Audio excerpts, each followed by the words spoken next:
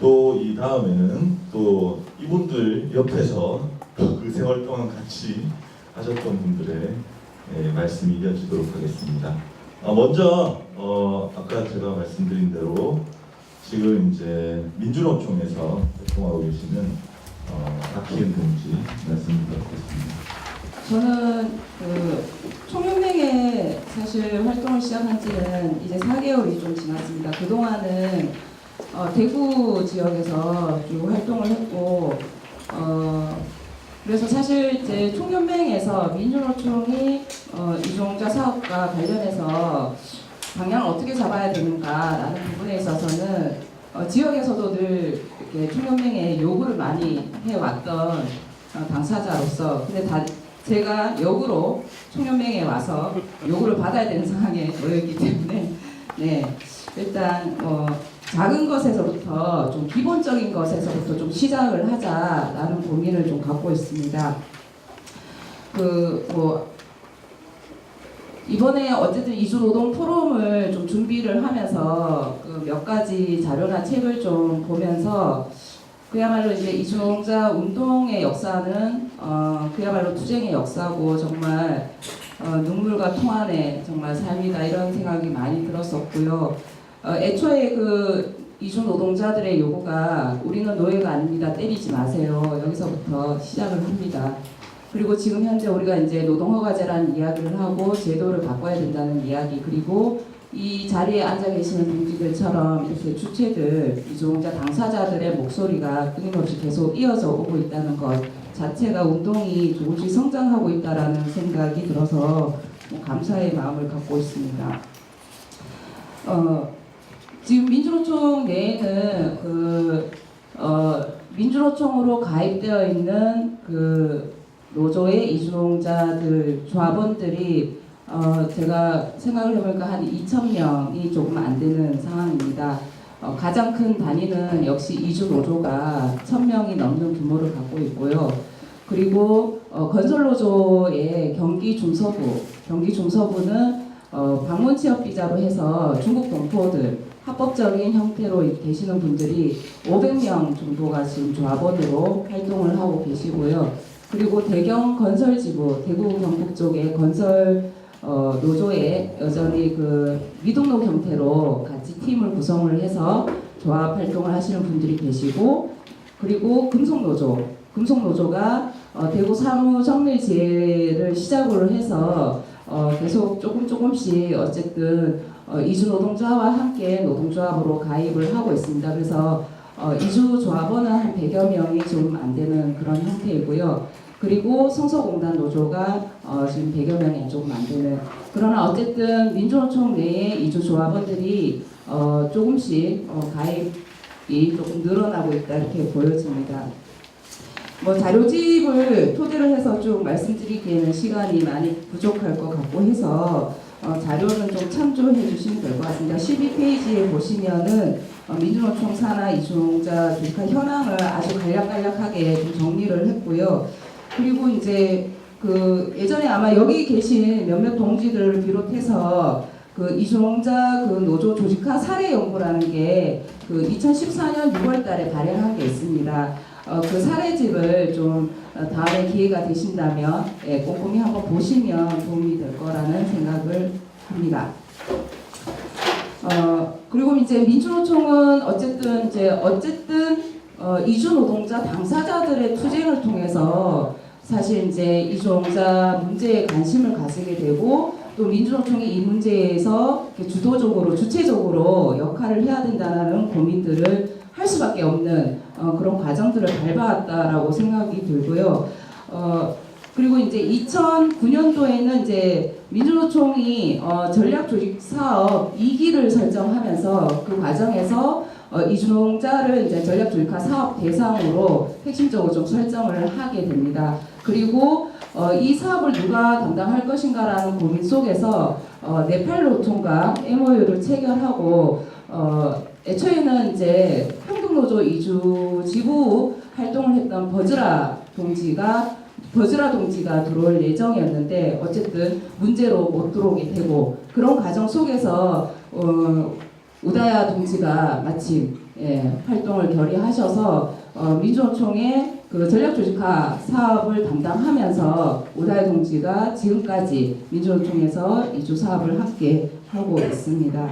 그러나 이제 민주노총의 이제 그 이주홍자 사업이라는 것 자체가 사실 조합원들의 의식화부터 시작을 해서 주체 형성의 문제 엄청나게 이제 많습니다. 그런데 이 문제를 단지 오다혜 동지 한 사람이 할 수 있는 문제는 전혀 아니기 때문에 당시에도 민주노총 내에 이주 사업 담당자 회의라는 것이 간혹 열리긴 했었는데요. 그 회의에서 실제로 이제 민주노총은 전략조직화 사업을 통해서 이주 노조를 MTU를 보다 이제 강화하는 방식으로 가고 나머지 이제 지역의 문제들은 지역에서 좀 고민을 하는 방식으로 가야 된다 이런 이야기들을 나눈 바는 있습니다. 그리고 이제 2기 때 이제 그 사업을 통해서 전략조직화 사업을 통해서 실제로 이 오다혜 동지 개인의 헌신도 굉장히 컸고요. 그리고 이주노조 내에 많은 동지들과 함께 상당히 조합원들이 다시 조합원으로 가입을 하고 많은 노력들이 전개되어 왔던 것 같습니다. 그리고 지금 현재 민주노총 3기 전략조직화에 지금 와 있고요. 3기 전략조직화에서도 이제 중소형세공단 사업을 하면서 이주홍자 사업을 같이 하는 것으로 좀 설계가 되어 있고 또 한편으로는 이주홍자 전략조직화를 위한 사업들을 이야기는 하고 있습니다만 이게 이제 애초에 설계대로 좀 제대로 가지 못하는 이런 과정들이 있습니다. 그 부분에서는 뒤에 좀 얘기를 하고요. 어쨌든 그 민주노총 내에 이제 이주홍자 앞선 조직화 사례나 이런 걸 통해서 좀 과제들을 몇 가지 좀 간략하게 정리를 하면 여전히 이제 민주노총의 수많은 노동조합은 이주 노동자들에게 문이 닫혀 있다라고 밖에 볼 수 없습니다. 우리가 이제 이주 노조처럼 그 독자 조직으로 이주 노동자들을 조직할 것인가, 아니면 대구 성서공단 노조처럼 한국인과 함께 한 지붕 아래 이렇게 이주 조합원을 조직할 것인가, 아니면 건설이나 금속의 형태처럼 산별의 형태로 노동조합을 조직할 것인가.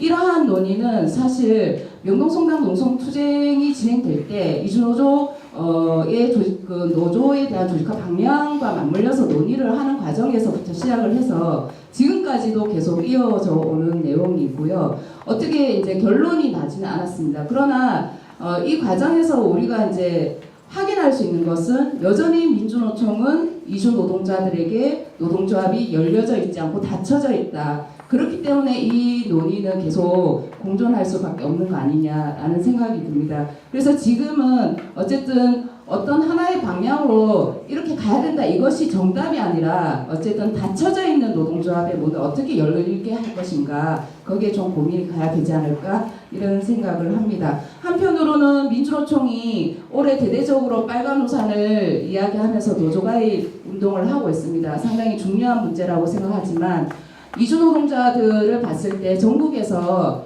민주노총으로 노동조합 가입하세요라고 했을 때 설사 이주 노동자가 민주노총으로 눈을 두들겼다 하더라도 가입할 수 있는 데가 없다라는 것, 그것이 지금 민주노총의 현실이다. 이러한 문제들을 어떻게 할 것인가 하는 고민이 있습니다. 아울러서 이제 작년에도 마찬가지고 올해도 이제 건설 현장에서 법을 지켜라 이렇게 얘기하는데, 그 건설 현장에서의 법을 지켜라는 데 있어서는 출입국 법을 지켜라는 것도 있겠죠. 예, 그런 것처럼 이게 경제 위기, 구조조정의 문제가 다가올 때마다 여전히 이주 노동자에 대한 내국인의 일자리를 빼앗는데 이 피해 의식은 더 크게 확대되는 것 같습니다. 최근에 조선업종 구조조정 문제 관련해서 지금 많은 대책들을 이야기하고 있습니다만 현장에 내려갔을 때 실제 이주 노동자들이 그 물량팀이나 이런 데서 많이 섞여서 일을 하고 있습니다. 그러니까 이제 지역 차원에서 내지는 노조에서 이주노동자 배척에 대한 문제를 다시 들고 나오는 이런 상황들이 놓여져 있습니다. 그렇기 때문에 민주노총이 할 일은 더더욱 많다라고 보여지고요. 또 하나는 이제 금속노조 토론회 할 때 나왔던 얘기인데요. 금속노조에 제가 좀 전에 말씀드린 것처럼 지금 현재 100여 명이 안 되는 조합원들이 어쨌든 사업장 단위로 해서 함께 노조에 가입되어 있습니다. 그러나 이 노동자들은 모두 고용 허가제 하에, 제도권 하에 있는 노동자들이고요. 그리고 이제 금속노조가 한국인 노동조합가 어쨌든 노조를 결성하고 그래서 이주 노동자의 차별적인 어떤 문제, 노동 조건에 내지는 임금에 대한 문제, 기숙사에 대한 문제 이런 것들에 대해서 어느 정도 향상이 있다 보니 사실 다른 사업장에서 일하는 이주 노동자들에 비해서는 굉장히 이제 나은 조건에 있기 때문에 이 이주 노동자들이 그야말로 노동자로서 조합원으로서 주체적으로 활동하지 않는다. 담벼락을 넘지 않는다. 이 노조에 가입했으니까 담벼락을 넘어서 자 이주 동지들 우리 노조에 가입해 봅시다 이렇게 할 수 있겠지만 하지 않는다. 그러한 문제에 맞물려 있다. 그래서 이주 조합원으로 가입해 있더라도 이 이주 노동자들을 그야말로 노동조합의 주체로 활동가로 다시 양성하기 위한 과정들이 필요하다. 그런데 그것이 단지 이주 노동자만의 조합원만의 문제인가라고 봤을 때 이것은 이제 금속노조를 비롯해서 그 지역 사회가 사실 이주 문제에 대해서 함께 고민하고 하지 않으면 쉽지 않은 문제들이 놓여져 있다. 이런 것들을 다시 한번 확인할 수 있을 것 같습니다. 그리고 이제 앞서 말씀드린 것처럼 금속노조든 이제 건설 경기 중소부 같은 경우에는 어쨌든 합법적으로 제도 안에 있는 이주 노동자들을 조합원으로 조직하고 있습니다. 그러나 이제 사업주들은 이 노동 조건이 형성되다 보니까 더 이상 이 기간이 만료되어서 출국하면은 더 이상 이주 노동자들을 그 회사로 다시 채용하지 않습니다. 금속노조가 인단협을 내지면서 단협에 이주 노동자가 일했던 자리는 다시 이주 노동자로 채워야 된다, 고용해야 된다라는 단협을 맺기는 하지만 그 단협을 지키지 않습니다. 그것은 결국은 고용허가제가 이제 사업주에 의해서 종속되어 있는 제도이고 결국은 이제 이주 노동자 노동권의 문제에 대해서 고용허가제 제도권 안에서 뭔가 합의를 하고 한다고 해서 해결될 수 있는 문제가 아니라는 것들에 대해서 우리는 명확하게 좀 알 수 있습니다. 그래서 노조가 실제로 이제 고용허가제 내에 있는 이주 노동자들을 조직하더라도 실제 고용허가제가 갖고 있는 그 제도적인 문제 그리고 전체 이주 노동자의 문제를 봤을 때 고용허가제 폐지와 함께 좀 분명하게 내걸고 싸울 필요도 있다 이런 과제가 있고요. 그리고 이제 미등록 이주노동자 문제 벌써 이주 노조가 이제 합법화된 지 10년이 되었는데 그러니까 이주 노조가 합법화된 게 이제 10년 만에 되었는데 사실 이제 단결권에 대한 거는 합법화가 된 거죠. 그러나 실제 교섭권과 쟁의권은 합법화가 된 것이 아니죠. 예. 그래서 이 문제를 어떻게 할 거냐? 결국 이 문제는 고용허가제의 문제와 미등록 이주 노동자에 대한 전면 합법화의 문제와 연동되어 있을 수밖에 없다라는 고민이 듭니다. 그리고 또 한편으로는 이거 제도권 안에 있는 노동자들과 제도권 밖에 있는 이렇게 구분하는 것이 맞지 않을 수도 있지만 고용허가제에 있는 노동자들과 미등록 이주 노동자 이 노동권에 대한 문제에 어떻게 정리할 거냐라는 고민들을 계속 할 수밖에 없을 것 같습니다. 고용허가제에 있는 노동자들은 그야말로 이제 임단협 투쟁들을 계속해서 고용허가제 폐지 투쟁으로 가는 방향 내지는 이런 것들에 대해서도 좀 우리가 적극적으로 고민을 해봐야 되는 거 아닌가라는 생각이 좀 들고요. 이런 과정 속에 어쨌든 민주노총에서 지금 논의되고 있는 것은 이렇습니다.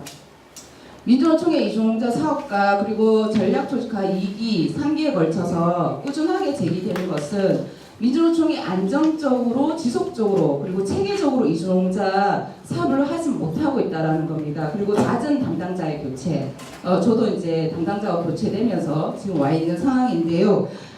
그래서 이러한 거에 대해서부터 좀 담당자가 바뀌더라도 민주노총의 이주노동자 사업은 이주노동자 투쟁은 어쨌든 기본 그 기조와 방향을 명확히 하고 꾸준하게 지속될 수 있는 이 시스템이 갖춰지는 게 가장 우선적인 게 아니겠는가라는 고민이 들고요. 그래서 일단 그 예전에 좀 진행되던 가맹산하 담당자 이주 담당자 회의를 다시 좀 소집을 했습니다. 그래서 17페이지에도 좀 나와 있는데요. 어쨌든 이제 민주노총 산하에 있는 노동조합이나 지역본부뿐만 아니라 창간도 열어두었습니다. 그리고 월 1회 안정적으로 좀 회의를 진행해 가는 것을 결의를 했습니다. 사실 선별연맹과 지역본부에 있는 그 이주사업 담당자들이 전입을 하는 것이 아니라 대부분 다 미비 사업을 같이 하고 있습니다. 비정규 사업을. 그래서 한 달에 한 번 모인다는 것은 그야말로 저는 결의의 수준이 아닌가 이렇게 생각을 하고요. 그래서 월 1회 이제 이 회의를 통해서 여기에서 이주농자 조직화와 그리고 투쟁과 그리고 서로 소통과 그리고 지원할 부분들에 대해서 꾸준하게 논의를 해 간다면 이것이 최소한 월 1회 안정적으로 진행되기만 하더라도 저는 민주노총이 담당자가 바뀌든 뭐가 바뀌든 내용들은 계속 생산되고 진행될 수 있을 것이다 이렇게 좀 보여지고 있습니다. 그래서 이제 지금 현재 그 이주사업 담당자는 두 차례 좀 진행을 한 상황이고요. 이후부터는 각 노조의 경험을 갖고 이주농자 조직화 방안에 대한 토론들을 좀 같이 진행해 가기로 했습니다. 그리고 18페이지에 나와 있습니다만은 또 하나는 이제 한국인 조합원에 대한 교육 체계를 좀 마련하는 것. 그래서 이제 정주 조합원에 대해서 그러니까 이주노동자에 대한 인식의 문제뿐만 아니라 왜 우리가 함께 투쟁을 해야 되는지에 대해서 좀 진행하는 사업들을 좀 준비를 하고 있고요. 중요한 것은 이렇게 교환이나 뭐 자료집이 나온다고 될 문제가 아니잖아요. 실제로 교육이 되어야 되는 문제이기 때문에 이 교육을 실제로 이제 집행하기 위한 고민들을 좀 하고 있다 이렇게 말씀드리겠습니다. 그리고 세 번째는 이제 이주농자와 관련한 상담 법률 체계입니다. 자료에도 보시면은 그 전국의 민주노총 그 산하의 노동상담소나 법률센터, 비정규센터 활동가들한테 의견을 물었더니 지금 각 지역에서 이주농자 상담이 폭주하고 있다라는 거죠. 실제로 민주노총 상담소에서는. 그러나 이거를 관장할 수 있는 그리고 컨트롤할 수 있는 역할이 지금 비어 있다라는 것입니다. 그동안 상당히 많은 이주 단위들이 민주노총이 상담소부터 문을 열어야 된다고 했지만 사실 그렇게 하지 못했고 간헐적으로 오는 상담들에 대해서 지원하는 수준을 넘지 못했습니다. 물론 이제 성소공단 노조 같은 경우에는 실제로 이제 노조가 주도적으로 어쨌든 진행을 일상적으로 하는 것이고요. 경북본부 부설로 경주 이주농자 센터가 있긴 하지만 실제로 이제 노조로 이렇게 연결되는 상황은 지금 아닌 상황 속에서 유일하게 이제 성소공단 노조 외에는 이주농자 상담이 일상적으로 좀 진행되지는 않고 있다 보고요.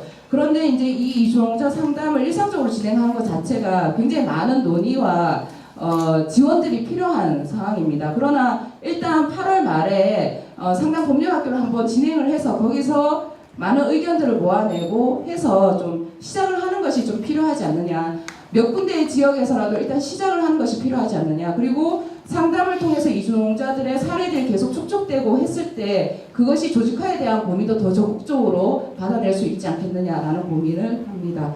그리고 네 번째 이주농자 주체 형성 및 활동가 양성 관련해서 앞서 말씀드린 것처럼 실제로 이제 당사자들의 투쟁들이 진행되어야 되고 한데 실제 이제 노조에 가입되어 있지만은 내지는 노조로 조직하기 위해서 이주 간부에 대한 육성 이런 것들에 대해서 지금 고민을 하고 있다 말씀드리겠습니다.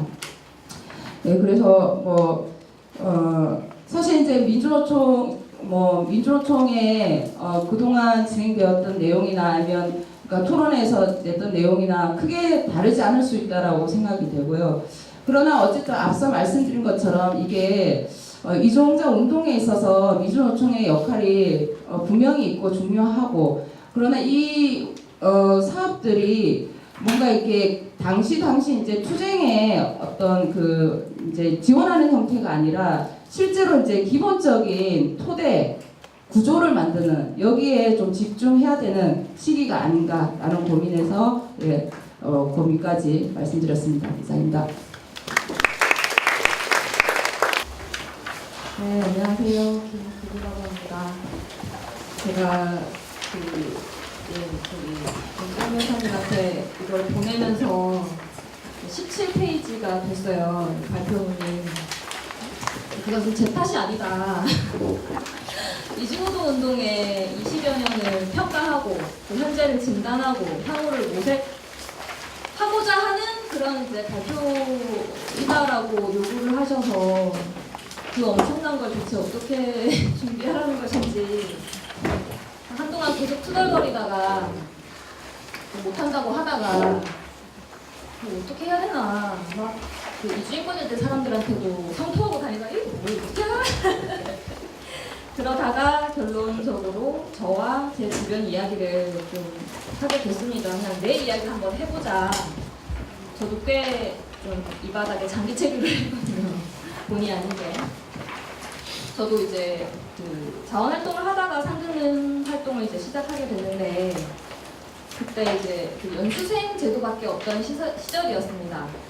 우리 분들 다 아시겠지만 그때는 뭐 강제적립금 제도도 있었고 그리고 뭐 그것뿐만 아니라 뭐 각종 열악한 일들이 있었는데 그 얘기를 제가 쭉 적었더니 그 이주인권연대 다른 활동가도 그렇고 이제 박희은 동지도 그렇고 옛 기억들이 스치면서 할 말이 되게 이제 많아지는 거죠.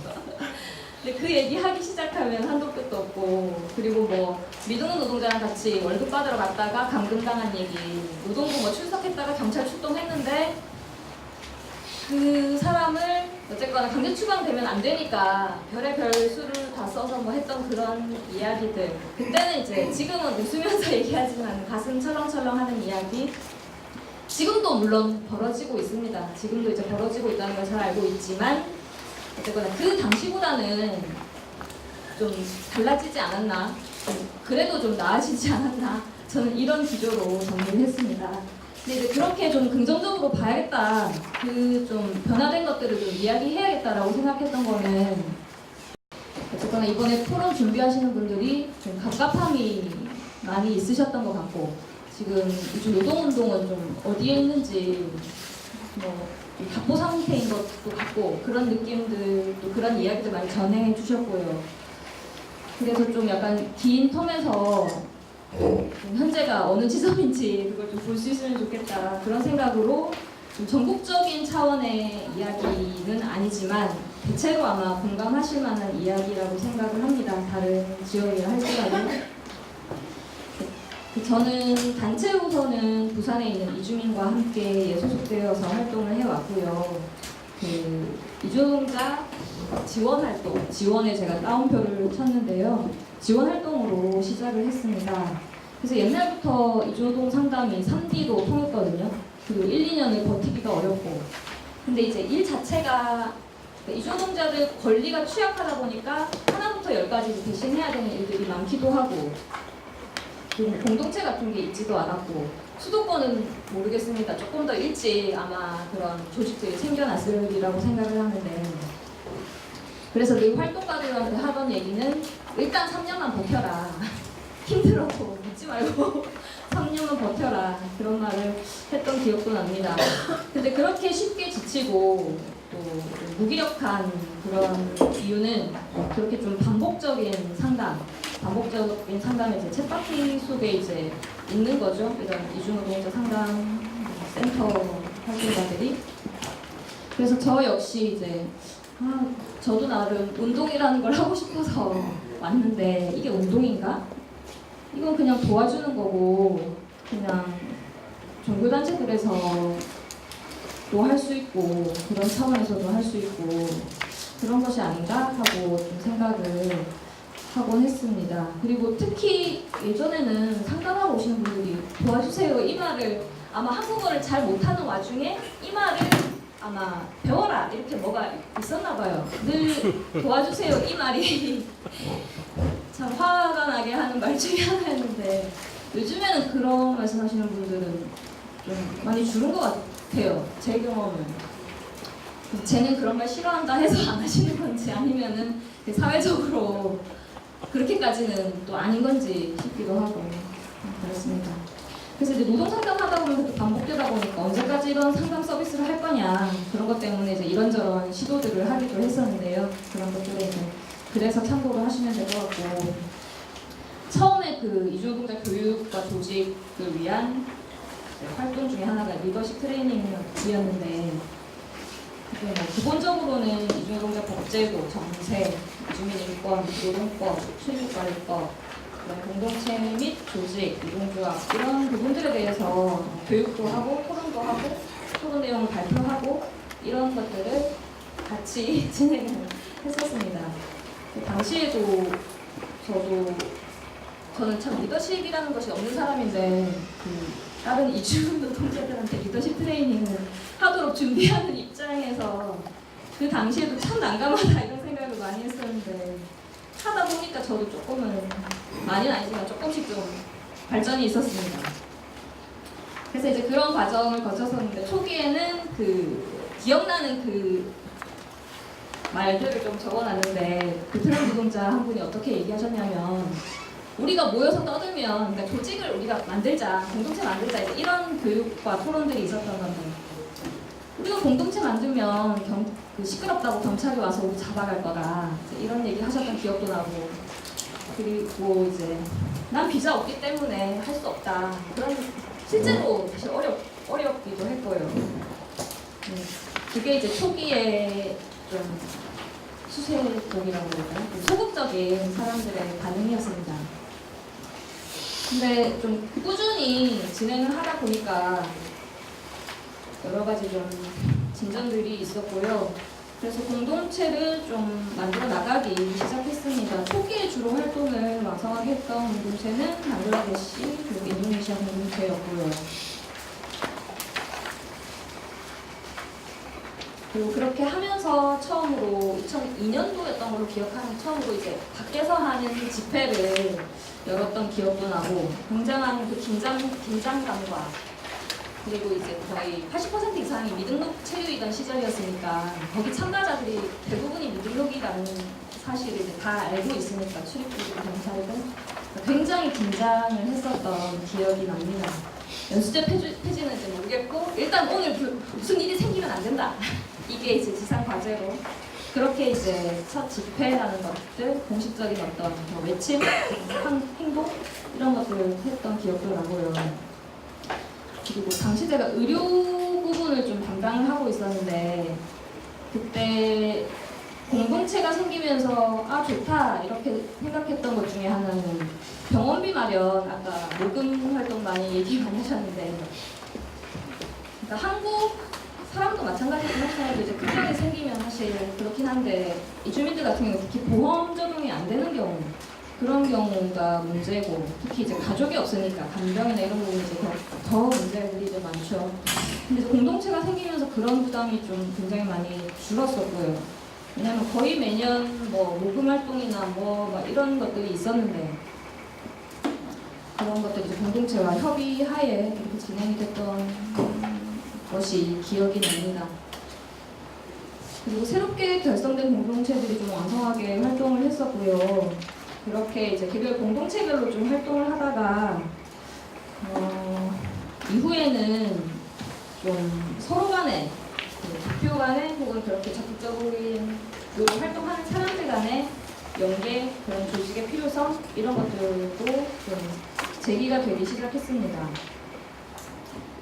그리고 어느 순간 2008년도부터는 제가 저희 대부분 자료들을 보니까 공동체 대표라는 명명 대신 이주민 활동가라는 말을 사용하기 시작했고요. 그러니까 그냥 그때 당시는 잘 못 느꼈는데 그 뒤돌아서 그때를 보니 이미 이제 공동체 차원에 머무르는 상태가 아니었기 때문에 이렇게 좀 시작을 하지 않았나는 생각이 들었습니다. 생각 통역이나 병원 동행, 집회 참석, 운동 강의, 뭐 이것저것 다양한 것들을 좀 진행을 했는데 그 무렵 그 단체에서도 이주민 활동가들을 위한 뭐 프로그램, 인권 부분이나 민주화 운동과 관련된 답사나 시의원과의 뭐 면담이나 뭐 이런 것들을 같이 준비를 했고 했는데 제가 여기 참석하신 두 분이 그때 이 평가서 적은 내용을 좀 따왔는데요. 당시에 이 프로그램 후기로 그 베니게라 씨는 외국인 노동자 전용 의원을 방문했다. 이주 노동자들을 위한 무료 시설이라는 거는 의미가 있었지만 아픈 사람들에게 썩 좋은 시설은 아니라는 생각이 들었다. 이주 노동자만을 위한 병원 시설보다는 한국의 의료 시스템을 개선해서 이주 노동자도 한국 사람과 같은 수준의 진료를 받을 수 있게 하는 편이 더 바람직하지 않을까 생각했다. 기억나십니까? 그 밑에 거는 또띠아 씨가 쓴 거인데요. 그 광주에 답사 갔다 와서 광주의 민주 열사들을 위해 기도를 했던 그런 이야기들을 들으셨나요? 네. 까먹고 있어요. 네, 제가 찾아냈습니다. 네, 그런 일들도 있었고요. 그러다가 평등을 위한 이주민연대라는 이름으로 그 국적을 넘어선 공동체를 넘어선 조직이 발족이 됐는데 2008년 12월에 했으니까 2009년부터 활동이 시작했다고 보시면 되고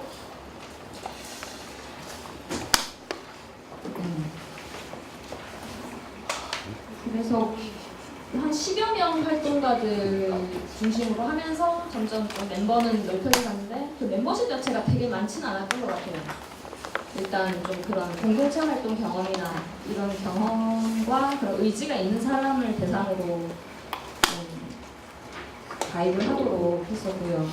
그래서 그때 그렇게 이주민 조직들이 만들어질 때 단체 차원에서는 이주민 아카데미의 형식으로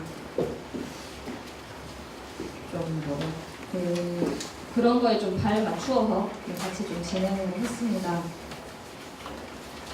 의견서 제출이나 이런저런 행사 그리고 그때 좀 그 이주민 활동가들이 되게 의미 있게 생각했던 것 중에 하나가 제가 볼 때는 공단 지역에서 거리 상담하는 것이었던 것 같아요.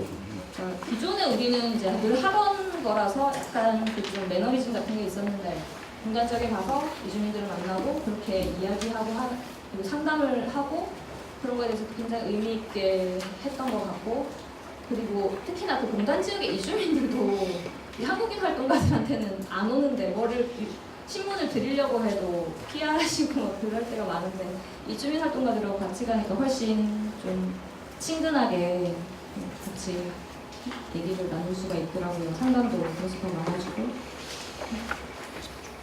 그래서 하여튼 그런저런 과정들을 거치면서 그냥 도움을 주는 단체라거나 뭐 좀 여기 좋은 단체다 이제 이런 차원이 아니라 좀 더 이 단체에 소속돼서 내가 좀 가치 있는 일을 하고 있다.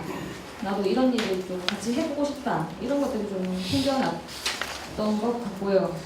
근데 이제 그 중에서 제가 이주민 조직의 한계로 좀 대표적인 한계로 얘기를 하고 싶은 거는 그 이주민 조직 안에서도 한국어를 잘하는 사람이 그것을 의사결정을 이끄는 그런 문제가 똑같이 발생하더라고요. 근데 이제 그게 근데 그 언어의 문제나 그 문제는 뭐 배려하고 이런 차원의 문제가 아니라 민주주의의 문제이기도 하고 조직 안에서 그런 만큼 이게 똑같이 문제가 발생을 했고 참 과제다 이게 그런 생각이 많이 들었고 현재 이 이주민연대는 개점 휴업 상태고요. 이제 흥망성쇠라면 망입니다 지금. 성을 앞두고 있어요. 졸업했어요. 이제 다른 단체로 가나요? 그 과정을 넘어서면서 이제 두 분이 상활동을 같이 시작하시게 됐고요. 거기까지 이제 말씀을 드리고 노조와의 연대 부분은 좀 말씀을 드리고 싶었는데 좀 문제의식이 많이 있었고요. 그 중에 하나가 그 노조에 관심이 많은 이유 중에 하나가 이제 우리가 뭐 날고기여도 사실은 구속권도 없는 제3자일 뿐이고요. 언제나. 그리고 같이 이주노동자들하고 거리에서 그 목소리를 높인다 한들 현장에서는 어쩔 것이냐. 그저 또 종속적인 지위의 그런 상황일 뿐인 거 아니냐 이런 생각도 좀 많이 들었고 그리고 사업장 바꿔달라는 요구보다 좀 더 근본적으로 사업장을 일할 만한 곳으로 바꾸는 것이 필요하다 이런 인식 그래서 현장을 바꾸기 위해서 그리고 정주노동자들과 연대 단결을 위해서 가장 좋은 방법이 노동조합이 아닐까 그래서 지금도 좀 관심이 많고 그래서 적점을 가지고 좀 많이 하고자 하고 있고요. 그럼에도 불구하고 그 이주 노동운동에 있어서 사실 노조의 역할이 한 25년 됐는데 어땠나 사실은 외면해온 역사였고 이주노동운동이 왜곡돼 있다라고 봐지는데 그 중심에 노조가 있는 것이 아닌가 그런 생각을 좀 많이 하고 있습니다. 그래서 지금 옆에 동지가 애를 많이 쓰고 있어서 저도 뭐 같이 할 수 있는 거 하면서 좀 지금이라도 뭔가 이렇게 기초를 아까 말씀하셨지만 기초를 가지고 좀 방향들을 설정해 나가는 그런 것들 같이 좀 했으면 하는 기대가 큽니다. 그래서 녹산공단 조직화에 참여하게 된 계기도 조직화에 실태조사든 조직화에 이주노동자가 이렇게 새롭게 시작하는 걸 빠뜨리고 한다는 게 안 된다 이렇게 생각해서 끼워달라고 해서 이제 가게 됐고요.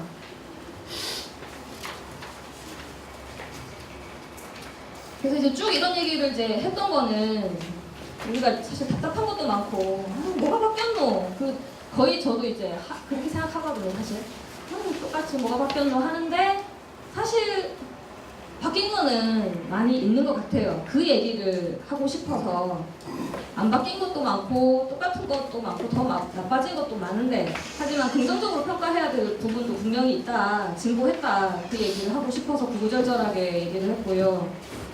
근데 그럼에도 불구하고 좀 주위에서 봤으면 좋겠다 하는 부분은 지금 2016년도에도 선원 이주 노동자, 공연산업 노동자, 요리사, 농축산업, 편집 어린 연수생, 여성 노동자들의 문제 등등 미등록 노동자 문제. 그러니까 여전히 예전에 산업연수생 시절을 살고 있는 그 노동자들을 봐야 된다. 이 얘기를 좀 드리고 싶고, 왜냐면은 과거에는 전체 다가 그 하향 평준화된 상황이었는데 지금은 이 사람들은 사각지대에 있거든요.